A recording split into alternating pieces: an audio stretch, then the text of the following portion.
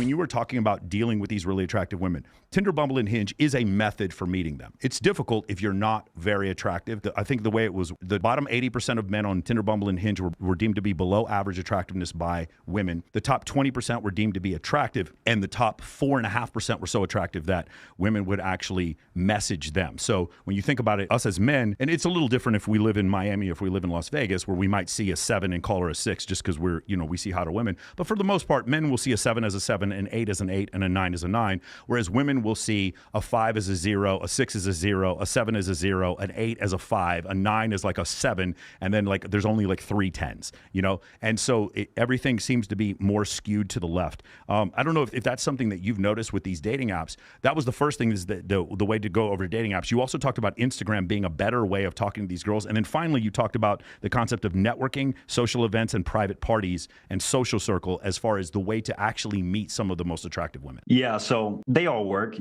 whether it be cold approach, which is a little outdated, dating apps, Instagram, social circle, they're all means to find and meet attractive women. However, in some contexts, you're going to have a little bit more leverage. Yeah. First, talking about the dating apps. I'm not sure if you've ever seen the guy side from a woman's perspective. Yeah, I've seen. It's crazy. Yeah, I've seen that. I had my female friends go through. It's nuts. Yeah, it's really bad. Yeah.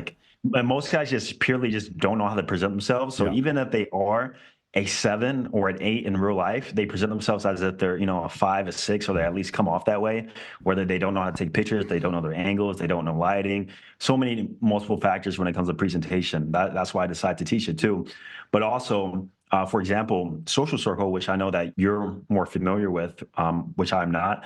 However, based on what I've studied and based on what I've seen, is that whenever you're in a familiarized environment to where you're already pre-qualified under a certain context, it makes it easier to make that connection with attractive women, especially if they're friends with, women who you might already be friends with, right? So I definitely agree with that approach too. And then with Instagram, the reason why I believe Instagram is great is because you can build your account up to be perceived high status and have multiple leveraging points to where, it'll make it a bit easier access, whether it be like a cold DM, or even if the woman finds your profile, likes a few pictures, DMs you, and then you can make that connection that way. I would say that, once again, the most attractive woman I've ever met came from Instagram. Like, we met through Instagram. That's how the connection was made. Really important when you say that before. The concept of leveraging points is really awesome. I had Mystery on actually last week or 2 weeks ago, and we were talking about this concept because he had not brought social media into his game at all. He's still just doing cold approach, indirect. And I was asking about, I was like, what about this concept of like, if I meet a girl and for whatever reason she's got to take her friend home, we're not going home that night, and she sees my social media, to create a time bridge to make it less likely for her to flake on me. And he was like, oh, yeah, that probably would work too. And I feel like it's one of the things you said before with cold approach. I think cold approach is great. I just think when people just do it alone, it's very inefficient. And the world's moved on. There's a software update called social media. And what it's done is it's allowed it's not just that you're competing against every guy in the bar, you're competing at every guy in our explore page now too. And she's comparing you to them, which has made things progressively more difficult for you. That's why I believe the importance of having an attractive Instagram profile showing you in multiple contexts, because whether you meet her through cold approach, whether you meet her through a dating app, eventually, and you should give your social media to potentially increase that attraction, right? Showcasing social proof, potentially showcasing forms of pre-selection, right? And then also showcasing your value through your follower to following ratios, through your pictures showing you in high status environments, through you, as you say, showcasing access to scarce resources, right? There's multiple ways you can do that. Even when it comes to just being attractive, like showcasing yourself in the most attractive way possible, your personal leveraging points, whether it be a sex appeal, your physique and body. There's multiple ways to do it, but the more things you have in the total package, the easier it makes it. And I would say too, as a part of my little funneling system, or dating funnel, as I like to call, is that I always send women to my Instagram. Yes. And for that reason, I have noticed, a higher conversion, less flakes, and increased attraction on the back end for sure. Do you ever worry, because whenever I tell guys to do this, I do frequently, do you ever worry about this concept of them thinking that you're a player because of the girls that follow you or girls that like your posts? Or do you just not care about that? I just don't care, because honestly, they're going to assume I'm a player anyway. Yeah. I always get that. But once they meet me in person, And, I have the ability to create conversation, to make her feel comfortable, having social skills. I always get oh, I wasn't expecting you to be like this, blah, blah, blah. My character and personality is different from their image. They think I'm going to be arrogant. They think I'm going to boast about myself the whole entire time. So they can make those assumptions, but at the end of the day, they still show up. So I really don't care about that. Often when I have clients that come from like a structured environment, sometimes it's like some of my Indian or German clients, they come out with this idea that like, no, I need to present myself in a way to get a good girl. And I don't want to come off as a player. And it's just one of the funny things where I found is like, no, you need to be attractive to all women.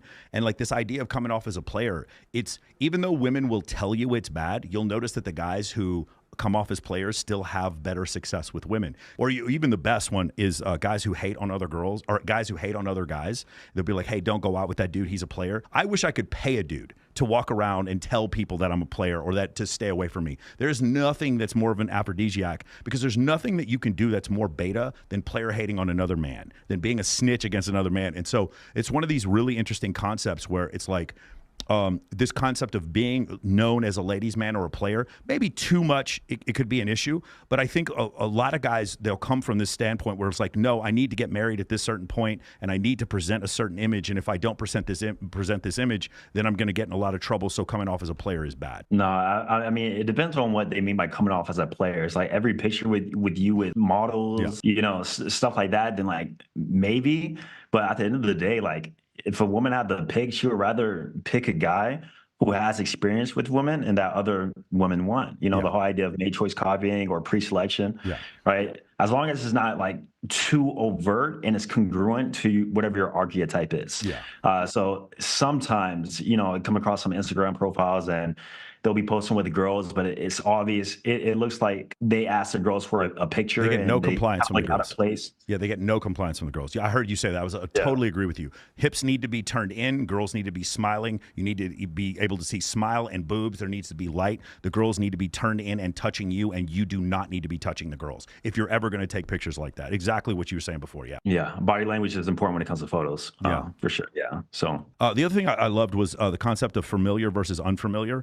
This was I heard Mack and Murphy talking about this concept, and this is what you said before. In a social circle environment, you actually have the ability to talk to more attractive women, but also you have the ability to talk to more attractive women when you're less attractive. Meaning they show that in a familiar environment, women started to see fives as fives, sixes as sixes, sevens as sevens, eights as eights. Whereas in an unfamiliar environment, it was just Chad Thunder or Tyrone that they felt was the most attractive. So getting women out from an unfamiliar environment into a familiar environment, which by the way, that's all social circle game is. It's getting women from an unfamiliar environment to a familiar environment.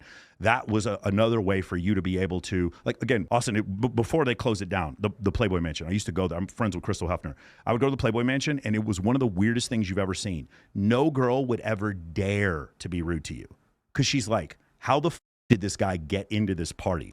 Every girl there assumed you were a superstar just because you were at that party, because you're on the marquee sky deck at EDC, because you're on stage at XS, because if you're in any of these like super high status places, certain mansion parties or whatever, the Ignite parties with Dan Bilzerian, those kind of things. Whenever you were there, every girl was super nice to you, because in from her mindset, you are in a situation that's super high status, so she assumed your status. Yeah, that makes perfect sense in environments like that. I would absolutely agree. Even when it comes to like, social events or networking events, like to some degree, like that's more of a familiar environment too. Yeah. So like literally just living a more social life, like going out or doing things more, having more friends, meeting friends through friends, like that's still a great way to put yourself in that familiar environment so that you can also have that, added to your arsenal of lead generation methods for sure.